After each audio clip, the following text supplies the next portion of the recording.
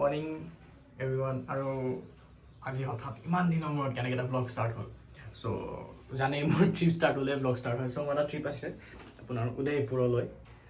চ' সেইটোৰ বাবে মই এতিয়া ৰেডি হ'লোঁ আপোনাৰ এতিয়া 5টা বাজিছে নেকি 5টা 6টাত মোৰ ট্ৰেইন আছে এতিয়া যাব ওলাইছোঁ উদয়পুৰ ফাৰ্ষ্টত এতিয়া যাম দিল্লীৰ পৰা যাম উদয়পুৰ চ' এতিয়া ৰেডি হ'লে ঠিক পূৰা ৰেডি হ'ল বুকত লাগেজবোৰ আছে চব পেকিং কৰা হৈ গ'ল কিবা খাওঁ খাই কিনে উবাৰখন বুক কৰোঁ ডাইৰেক্ট যাম ষ্টেচন আৰু উবাৰ বুক কৰা ভিডিঅ' দেখাবলৈ মোৰ তাত ছেকেণ্ডেৰী কেমেৰা নাই চ' এনেকেই কৰিলোঁ আৰু বহুত বেছি দেৰি হৈছে ষ্টেচনৰ কাৰণে কাৰণ লাষ্ট মমেণ্টত গাড়ী চাড়ী পোৱা নাছিলোঁ এনেকৈ গ'লোঁ 100 টকা 200 টকা দি কিনে ৰেপিডত আৰু এনেকৈ কেনেদৰে ষ্টেচন আহি পালোঁ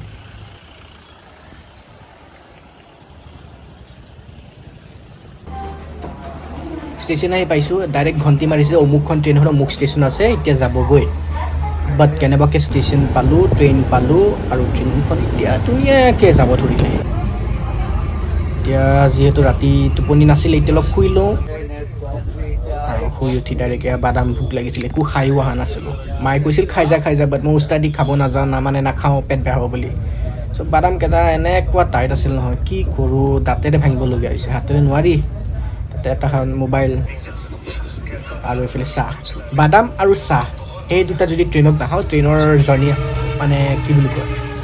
আধুৰা বুলি কয় যে সেইটো হ'ব চ' চাহো খালোঁ আৰু এইফালে মাজতে কেতিয়াবা গান গোৱা আহিলে কিন্তু ৰক্ষা আহিছিলে যদি মোক নধৰিলে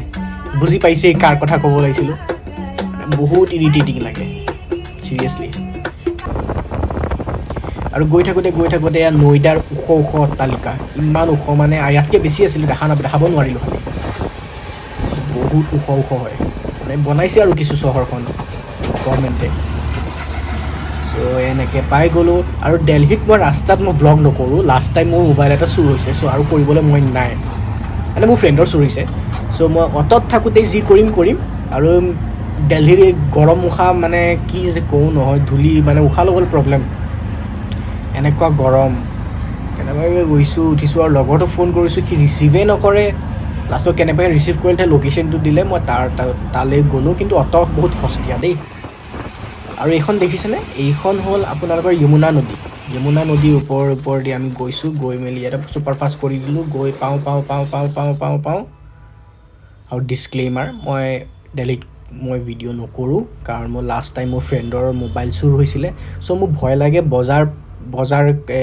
চজাৰ কৰিব গ'লে মোবাইলটো অ'পেনলি লৈ কেনেবাকৈ থপিয়াই লৈ গ'ল মোৰ চেছ বিয়া দেখাই দিব দিল্লীতে মোক মানুহে আৰু সেইকেইটা যে লাইট জ্বলি আছে সেইটো হ'ল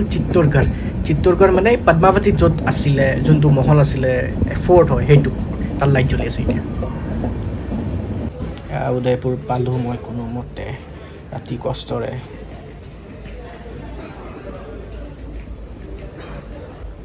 ফাইনেলি উদয়পুৰ আহি পাই গ'লোঁ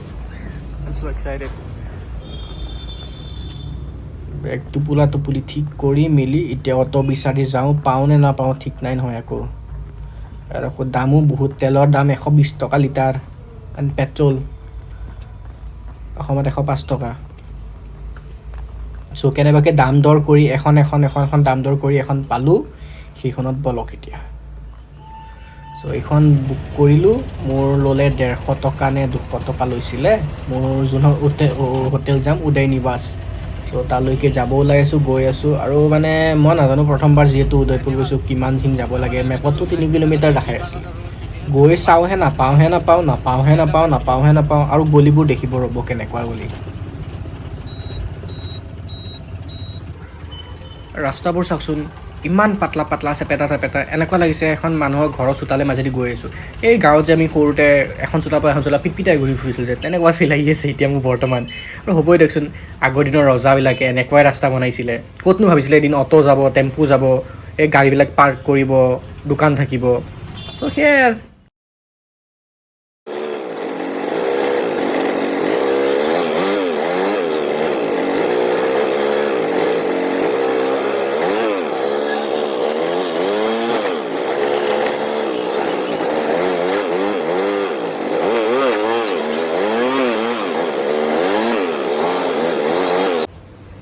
অট'ৱালাজনে সেইখিনি নামাই দিলে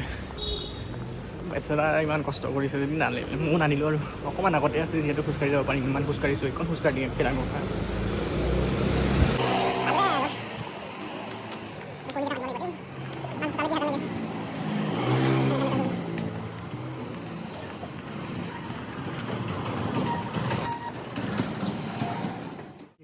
ৰিচিভ কৰা নাই ফোন এতিয়া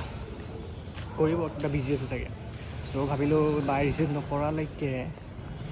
মই এনেই ফুৰি আগত লেকটো দেখিলোঁ লেক পিছলা যোনটো হয় দেখাই আছোঁ লেক পিছলা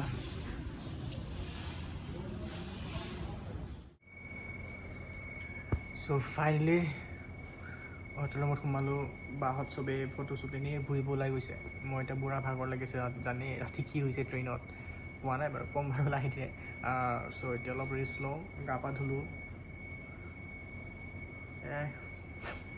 বহুত জোৰে টোপনি ধৰিছে শুই যাওঁ তাৰপিছত ডাইৰেক্ট গৈ পেলাই আপোনাক যোনটো মেইন লোকেশ্যন বিয়াৰ সেইটোৱে দেখাম তেতিয়ালৈ শুই লওঁ অলপ দাদা বাই লগ পাই আছোঁ